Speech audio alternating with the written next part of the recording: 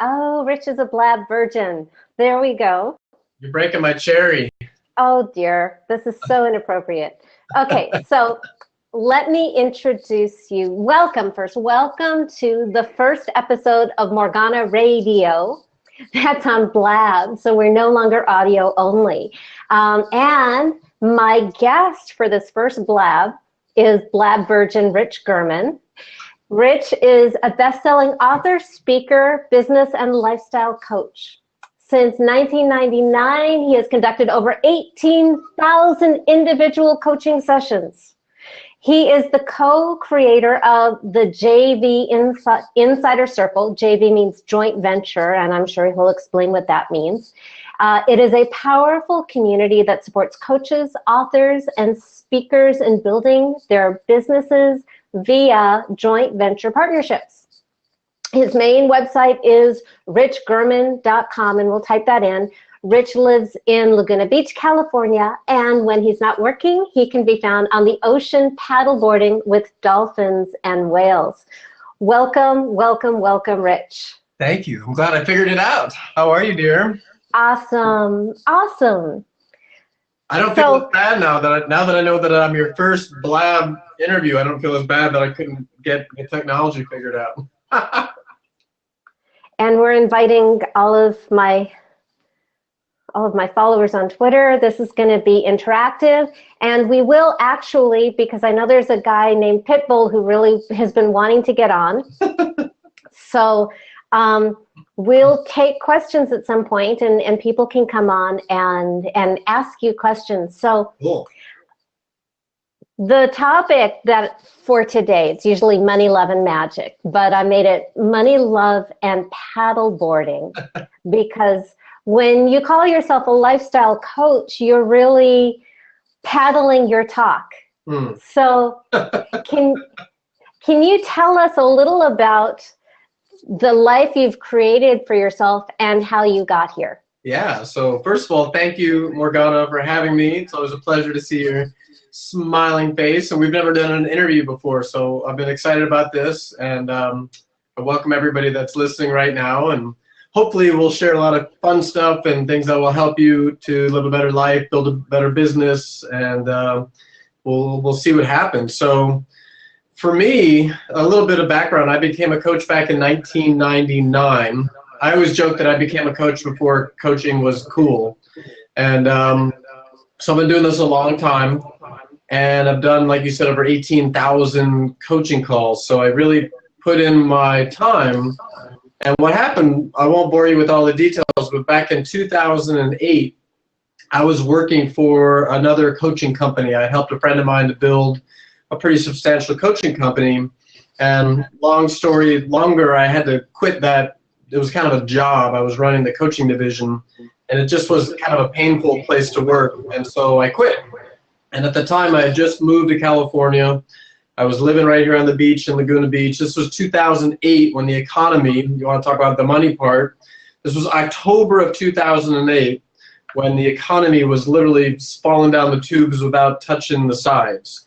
The situation I was in, Morgana, was so painful that I had to get out. I felt like I was getting physically ill from being in that situation, and my body, even though I was making good money and the economy was bad and it was scary and all that, my body basically said, dude, you got to get out of that situation or I'm going to force you out. And so I took a giant leap of faith into an unknown abyss, and I started my own company. And the very first day, I remember making a very conscious decision, and that was this was going to be a lifestyle business. We can either have a work style or we can have a lifestyle. And for me, I'm all about lifestyle. So that was decision one, and this is a little bit of advice for anyone listening, was for me, I wanted to decide the exact lifestyle that I wanted. What was going to make me happy? And then I based my business around that lifestyle. I didn't want to be, I mean, we see this. I've been in conversation the last few days with people that you know, Morgana, about a lot of top people that do what we do. They're totally burned out. They're working 14-hour days, 7 days a week. They're unhealthy. They're overweight. They're a mess. And to me, that's not real living, let alone it's not real leadership. And if we're considered leaders in our space, I think we gotta, as you said, you're making a joke about walking the walk, paddle the walk. You got to be living it. And for me, the greatest compliment I ever get is from people that know me, and they're like, you know what, dude, you actually practice what you preach. You talk about living a lifestyle. You talk about working your passion while making a lot of money and making a real difference for others. And that's a great compliment when I hear that. Thank you. So how did you get here? How did I get here? Lifestyle was the first decision. I work from home. In fact, you can here, watch. Let's see if we can see it. It's a little cloudy today. That's the ocean. There's the dolphins and the whales right out there waiting for me. So it was making that decision that I wanted to live my dream life. It wasn't easy to get here. I had to go through painful divorce, some financial collapses, death, and pain, a lot of pain. So it was definitely not an easy road, but it really was a choice.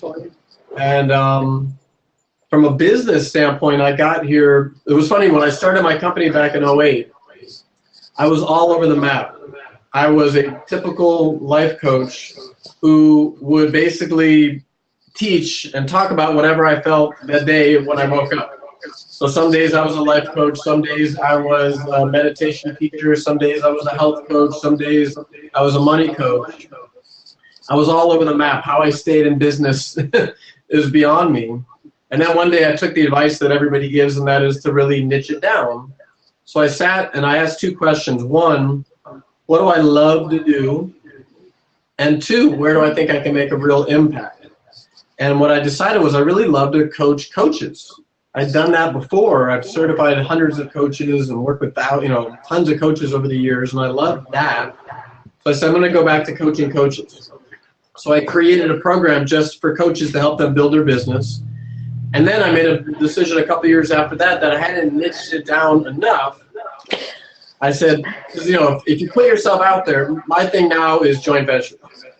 And we can talk more about joint ventures, obviously, but from a joint venturing standpoint, if I just put myself out there as I coach coaches, well, a lot of people do that. So what can I do within the realm of coaching coaches that would make me different, that would make me unique, where other people that coach coaches would say, oh, you do that? I don't do that. And my audience needs that. So that's when, 2.5 years ago, I met Milana Lashinsky, who of course you know, and we had a very funny conversation on January 28th of 2013. Oh, that's almost 3 years ago. I get Milana on the phone. I had never talked to her before. And at that time, I was running my coach academy. It was called the Epic Coach Academy. And if anyone listening knows Milana, she's very Russian. She's very direct. She will tell you how she feels, and she won't sugarcoat it. I was all excited and a little intimidated to talk to her. And I had this Epic Coach Academy. It was a great program, and she has all these coaches. And I'm thinking, I'm going to get Milana to promote my program. 5 minutes into the conversation, she said, Rich, I'm not going to promote it. It's not a fit. Too similar to what I do.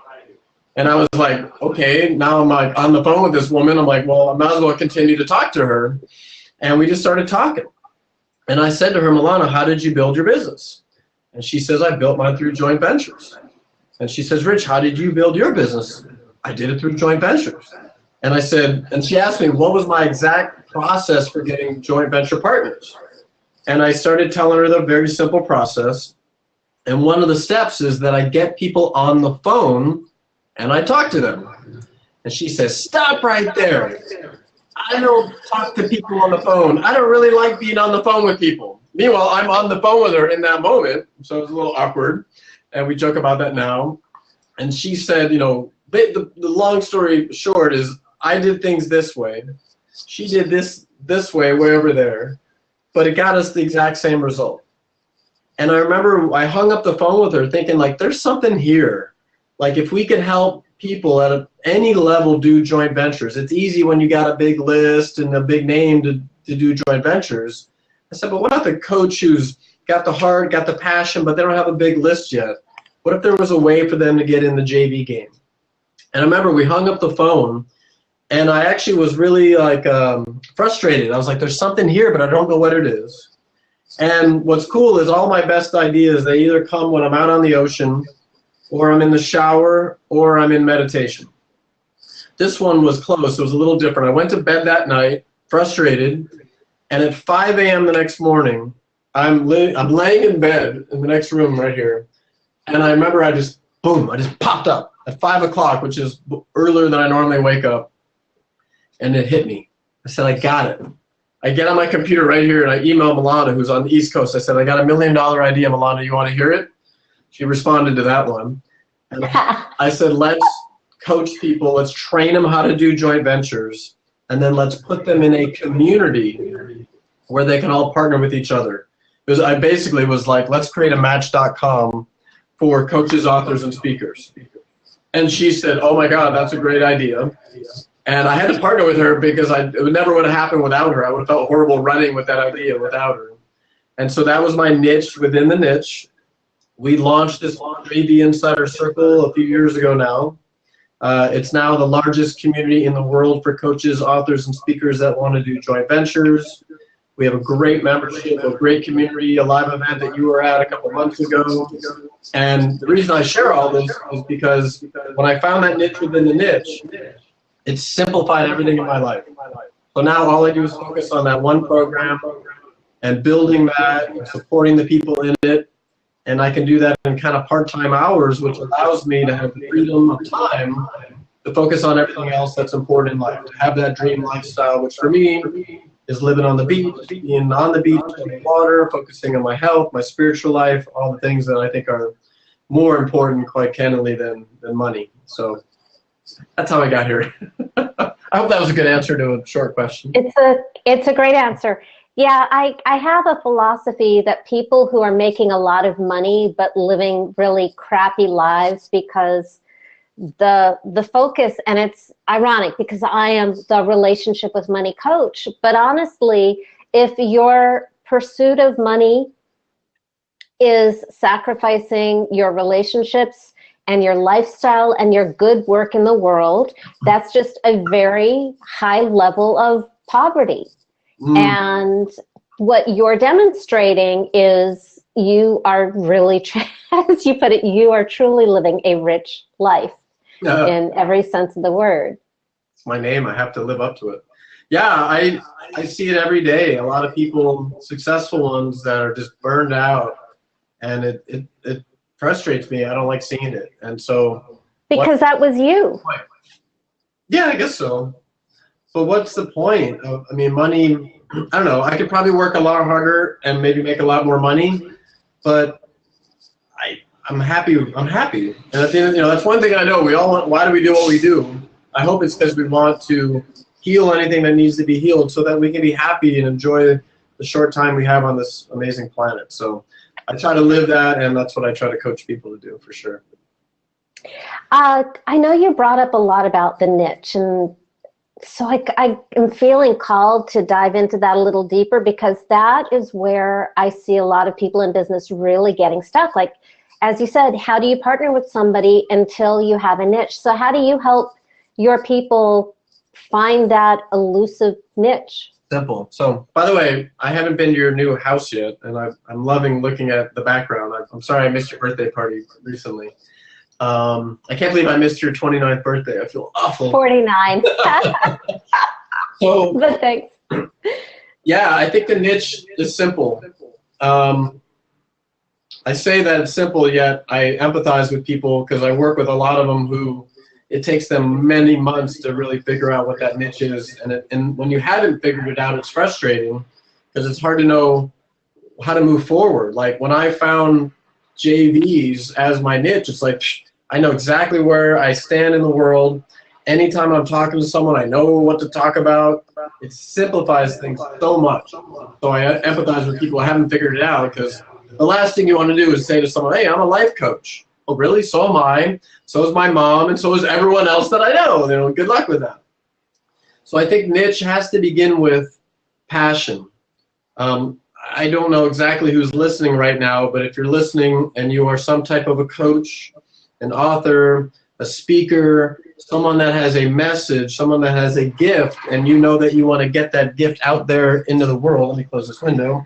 If you know you want to get that gift out there in a bigger way, then having a niche is critical. And most likely something happened to you that probably some kind of painful experience that you went through, and you figured out how to get through it. You know, maybe you were broke and you got through it, and now you teach people like Morgana how to, you know, create more abundance. Maybe you were overweight and you lost the weight and you figured out a great way to do it, and you can teach people that. My point is, what is it that you love? That's where I start with people. There's really two things when you look for a niche. It's got to be something that you love. I don't care if you can make a lot of money at it. If you don't love it, if you're not passionate about your topic, chasing money gets old. You know this. Even chasing money gets old at some point. So it's got to be something that you would talk about regardless. Like this conversation, Morgana asked me to be here. She didn't pay me to be here. I don't think you did you? Damn it. I'm not doing this because I'm going to make any money. Maybe some good things will happen, and I will. I'm doing it because I love Morgana, and I could talk about money, love, and paddleboarding all day, all night. It's my passion.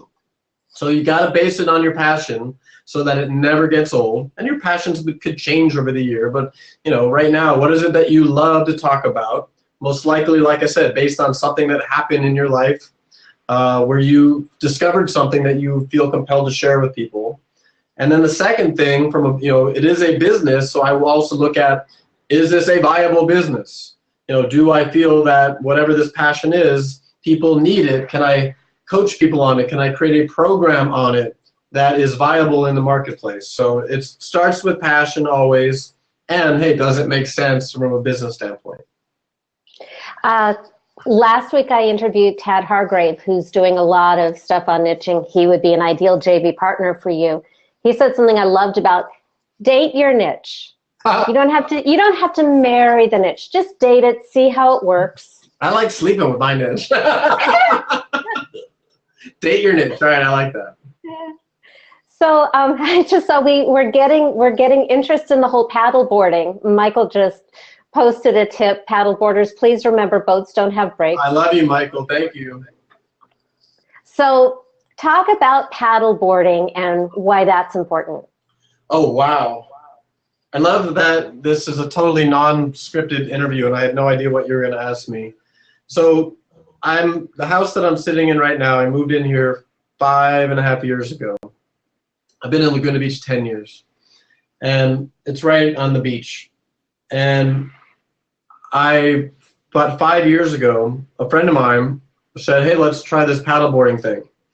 And to be honest, I didn't think I'd be able to do it. I'm very athletic, but for some reason, when you take me off my feet and put me like on skis or a snowboard or a bicycle, I just lose all coordination, and I'm not good at it. But I would see all these people out there paddling, and like, it looks cool. So I did it. I hop on the paddleboard with him, not with him, but 2 boards, and I never fell in the water. I'm like, oh, this is super cool. So soon after that, I fell in love with being on the board, and I bought my first board, and I would paddle out every day, and I totally fell in love with the ocean. I fell in love with just being out there on the water. If you've ever been to Laguna Beach, it's a beautiful little town, and something about being out on the water and looking back at the town and just being out in nature, I totally fell in love with. And then what happened was, as I would be paddling, I would see dolphins almost every day. And I would notice I would paddle with them, and they would come right up under my board and connect and look at me and really interact. And then I would talk to people on the beach. I'm like, did you guys, did you see dolphins? And most people are like, no, I go out there all the time, and I don't really ever see dolphins. I'm like, oh, that's interesting. So that would happen for a long time. And then one day, I remember it was in the summer a few years ago, I looked far out on the horizon, and I saw these massive spouts, like 3-story high, huge spouts.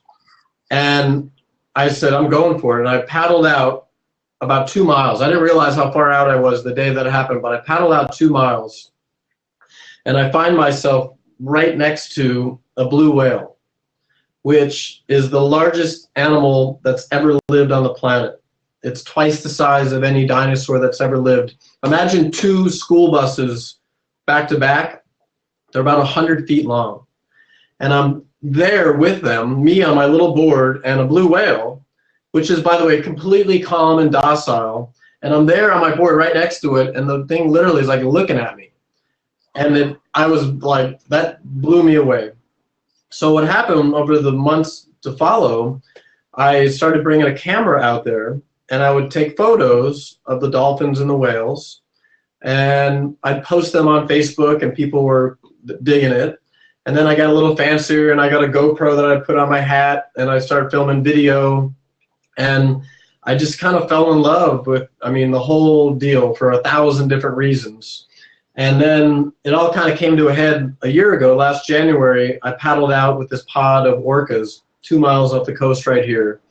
And I was actually hesitant to even share the whole experience for multiple reasons. But a couple friends of mine looked at the video and they're like, dude, that's the coolest thing ever. Like, people want to see that. And I posted it, and it just went viral beyond viral. So the video, if you go onto like YouTube and just Google Orcas Laguna, my video will pop right up, and it's been seen millions and millions of times all around the world, not only on YouTube, but like hundreds of different stories. Like, it went nuts. And when that happened, that's when it hit me, Morgana, like there's something here. And that's when I took it more from just, okay, this is I never really wanted to put myself out there, because the ocean was my church, it's my sanctuary, it's my meditation. And I never wanted to make it like a business thing or even an activist thing.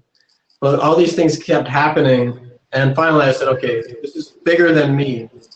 And so now I share the videos because people love them, and I love to create more awareness. And if you really know what's going on in the ocean, we're kind of destroying it, and we're killing, like the blue whales. There used to be 300,000 blue whales on the planet, and now there's 8,000 approximately. And the reason there's only 8,000 is we've killed them all. Humpback whales, which I paddle with a lot, we've almost killed them to extinction.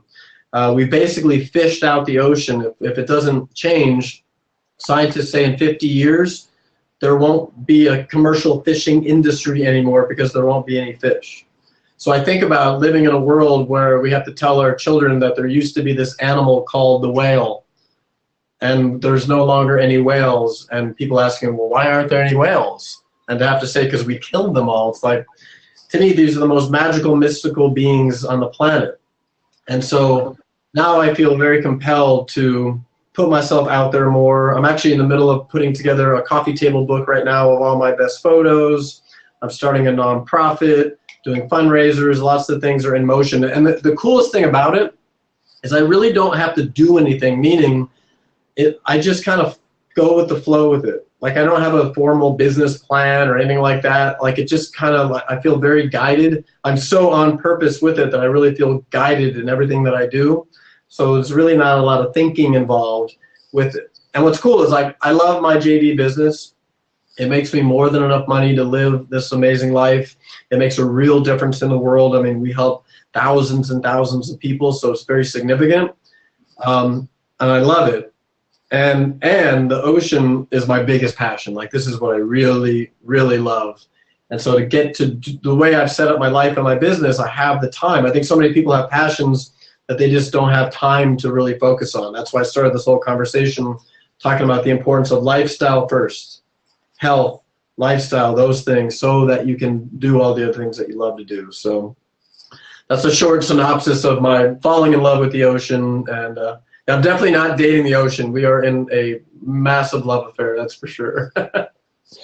I can tell. By the way, that's, I think, the reason that I invited you is, like, my pain door, my niche is pain around money. But the secret behind that is that it's really not about money at all. And as soon as people are out of the trauma of not having enough, they discover, as you discovered, that what really matters, what money is here to serve, is love, lifestyle, and legacy. And so you're on what I would call the mastery path, where that is what your life is about now. It's like, the money is nice, but it allows you to do what really is most deeply meaningful to you, which is your passion for the ocean. I haven't quite figured out how to monetize the ocean part. Like I'm putting together this book. I don't expect to make $1 million from it. I've been selling some art. In fact, I had a conversation today with a guy. Had some really pretty awesome photos, if I must say, and we're looking at putting them on not canvases, but like plexiglass or wood, or really creative ways, but like almost life size. And so I'm looking at like art exhibits and selling the art and things like that. And like I said, I don't know. I'm just kind of going with that. And if I could get to the point where I could fund my life and just focus on the ocean, maybe I would take that path. The cool thing is I can do both businesses at the same time. So, yeah. Yeah, I'm with you 100%. Hey, I want you to sign everything, Rich Fish Boy Gurman. I'm not fish. Dolphins aren't fish. Dolphin boy. So what is the most surprising thing that you have learned on your journey from burnout to lifestylepreneur? Or paddlepreneur? The most, what thing? Interesting thing? The most surprising thing, yeah. I hope this doesn't sound cheesy, but for me, as long as I follow my passion, the money just comes. In fact, I made a very conscious decision, I don't know, a few years ago. There's actually, I didn't even make the decision. I had a coach at the time, a friend of mine for years. And he's very fanatical about muscle testing. Have you ever hung out with people that are like really into kinesiology and muscle testing? Yeah, because I think we have a common friend who is fanatical about muscle testing.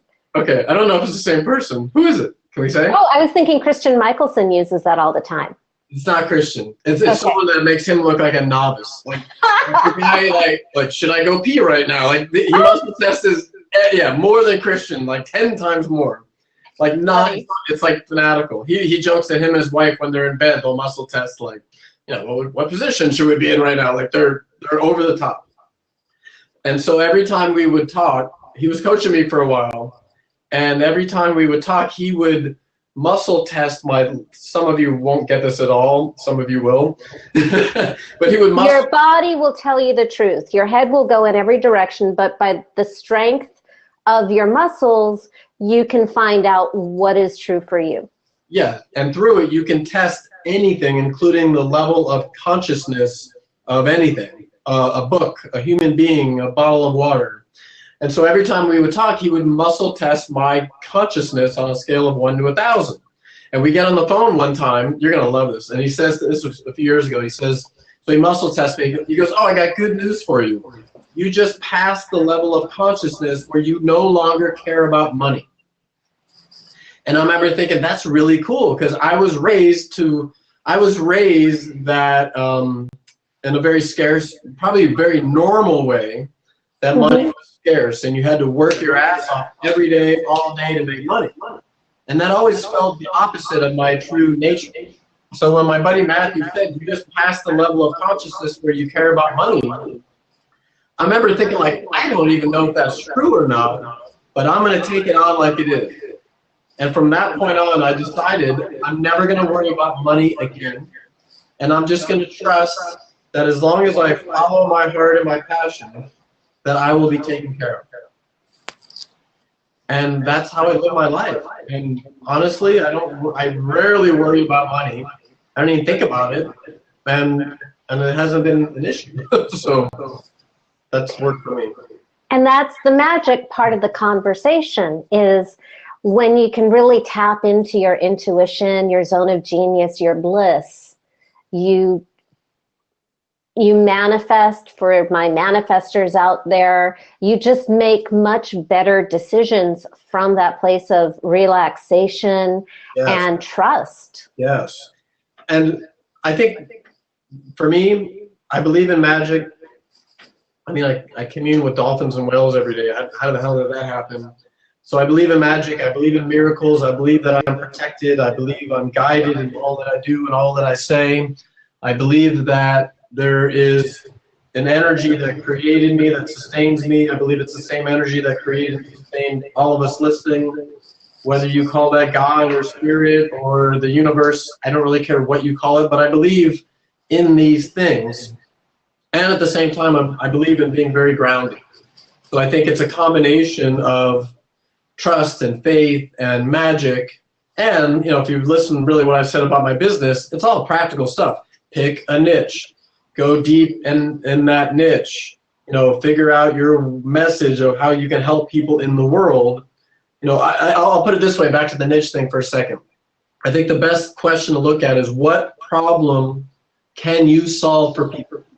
If you have a specific problem that you solve for people, that I do, and you have yours, which is totally different, but we have a specific problem that we solve for people, and when you do, then you'll never have to worry about money. You'll never have to worry about where the next client, paycheck, check's going to come from, because you are a problem solver, and people need that.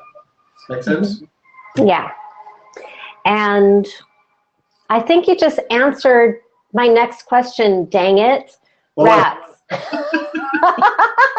I can answer another way. What was the question? Oh, so I know you have a gift. Let me see if I can find it and type it in. But tell us, while we vamp for time, while I look for it, tell us about your gift. Oh, God. I don't even remember what it is. Is it our coach's It's jvinsider.com/CP free report, or CPF report.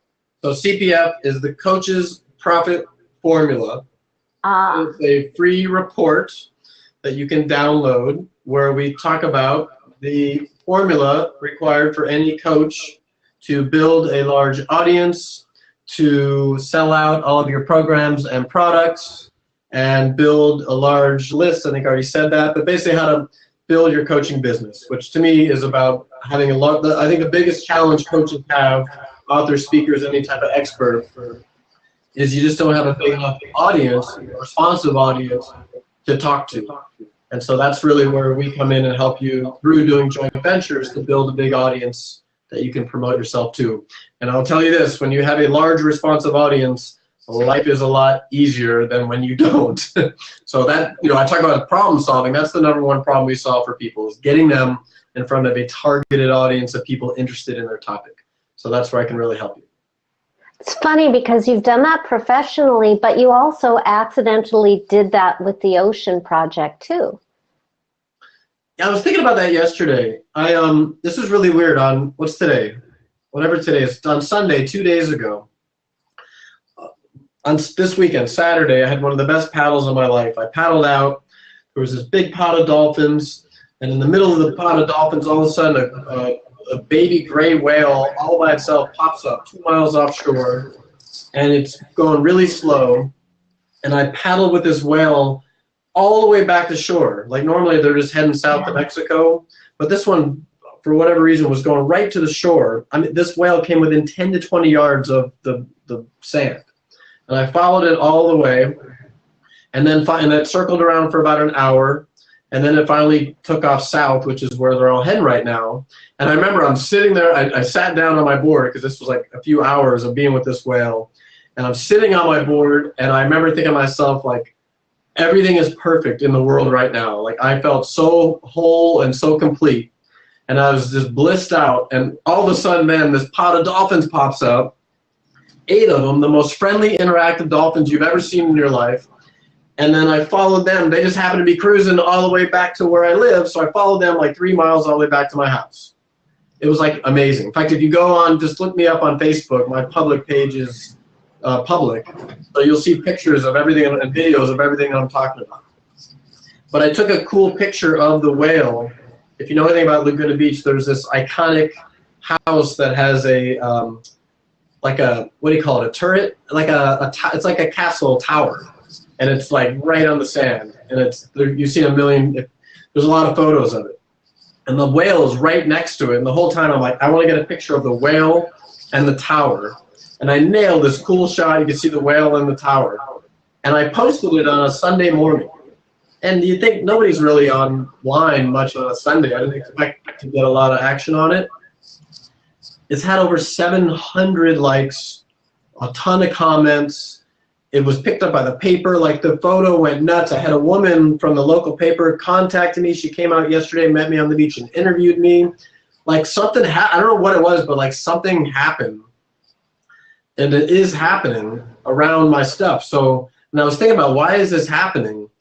And I don't know, I might be too far in it. Maybe you can even tell me. But at first I thought, well, it's good content. Like, you know, I mean, it's a cool photo, it's cool videos. But I think there's something deeper. And I don't know if it's, I don't know what it is. Maybe you can even tell me.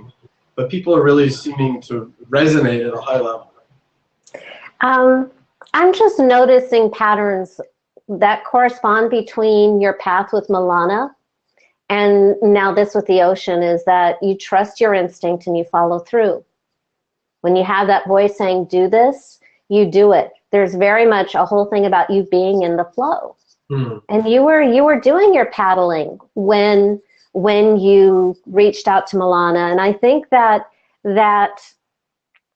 just being so in alignment with yourself and just kind of responding to what is trained you in life and in business to really be in the timing, be where you're supposed to be, and respond the best way. I like that. I honestly, I feel lucky. I feel so grateful every day.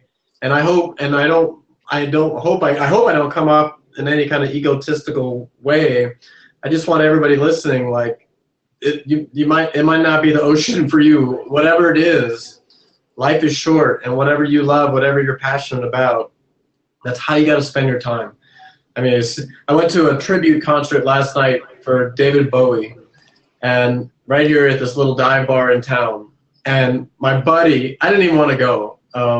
It's a Monday night, but my buddy's like a die-hard David Bowie fan, and he just turned 60.